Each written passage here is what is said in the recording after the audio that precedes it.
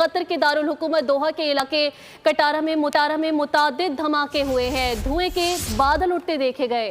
अरब media के मुताबिक Hamas के रहनुमा मुज़ाकरात के लिए कतर में मौजूद हैं। बड़ी और अहम खबर आप बोल की स्क्रीन पर भी देख सकते हैं। कतर का दारुल हुकूमत दोहा जिसके इलाके कटारा में मुतादिद धमाके हुए हैं और अब धुएं के बादल उठते भी देखे गए हैं। अरब मीडिया का बताना है कि हमास के रहनुमा मुज़ाकरात के लिए कतर में मौजूद हैं और इसराइली हमलों में हमास के मुज़ाकराती वफ्द को निशाना बनाया गया है। बड़ी और अहम खबर आप तक पहुंचा रहे हैं। सीनियर तज्ज़ियाकार डॉक्टर हुमा बकाई हमारे साथ मौजूद है, उनसे इस बारे में बात करेंगे। बहुत शुक्रिया हुमा साहिबा।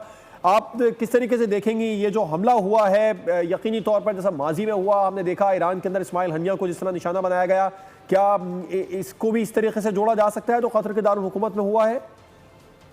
देखिए, दो चीजें हैं। एक तो ये जो कल जेरूसलम में एक बस के जंक्शन पे अटैक हुआ था इजरायली सेटलर्स पर, ये उसका रिएक्शन था। कहा जा रहा है